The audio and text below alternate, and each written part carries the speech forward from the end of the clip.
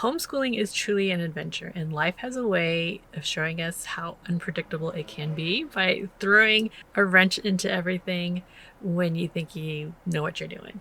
And so in this video, I want to share a little bit about this past year, how we didn't really get to all the things that we had planned, and that it's okay. We still made it through, and my kids are still thriving. So let's get into it. Let me turn my car off. I'm sitting in the parking lot of my son's art class, and it's like an art studio. And right now, like, all these artists are bringing their artwork out. I don't know what's going on. Maybe there's like a change in the gallery or something, like what's being presented. So earlier this year, literally like the first week of homeschooling, when we pretty much were just excited, and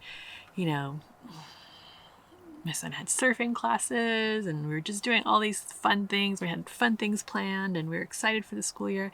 And my husband ended up getting into a major accident. He prefers for me not to go into detail, and I respect his privacy.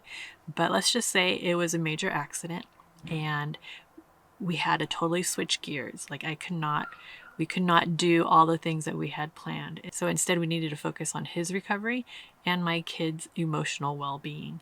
And so I had to drop some things, and I had to drop something that I love, and was one of my favorite things to do, is teach U.S. history. As some of you know, I am a former middle school history teacher, and U.S. history was my favorite subject to teach. It lights me up. And so I had to drop it this year. We had plans to study it, and we did not. And instead, we focused on the essentials.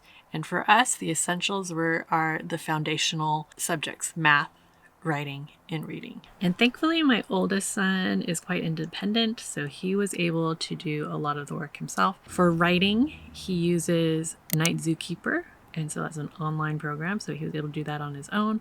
And then for math, he does the online version of Beast Academies, which he could do on his own. And I could easily go online and check his progress. Just takes a couple minutes, and we're good to go. And then reading, he reads voraciously, so no worries about his reading. He did have classes that he was taking, which surfing we had to drop because it was just too much. Like, we do live near the beach, but just getting to a surfing class on time, and then the amount of time afterwards when we got home, it took to, like, he could take care of himself, cleaning off his surfboard and his wetsuit and all that, but cleaning my little ones, that took a little bit more time with all the sand stuck on them. So we just opted to not do surf classes anymore.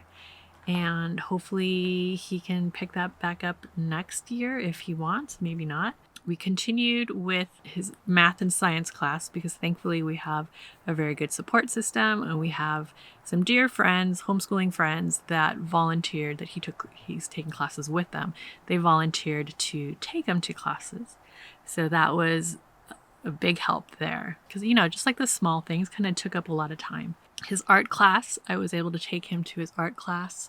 Luckily, my cousin works remotely, so he came up to help out with the kids. And so sometimes he would pick up my son after I dropped him off at art class, and he was able to take care of the kids as well when I was, unable to, because I was too busy helping my husband out.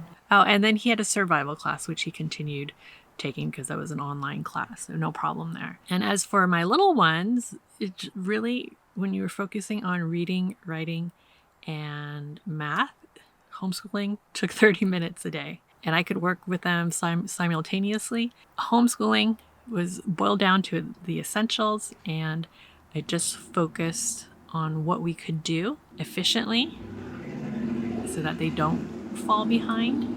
And, they did pretty well. We do homeschool with a charter school, and my kids take a benchmark test at the beginning of the year and at the end of the year. And comparing those two results, they've improved. So it's a homeschool win for us. So we did do a little bit of U.S. geography during this time. My oldest son has a coloring book that he uses to study U.S. geography. And with my little ones, we have this giant map that they've been coloring, and we've been watching videos, etc. And then for science, I'm still hoarding some science kits. I still have quite a few that we still need to get through, but we're finally done with our mel chemistry. And my middle son wanted the Crunch Labs box from Mark Rober, and we were able to get that through their school.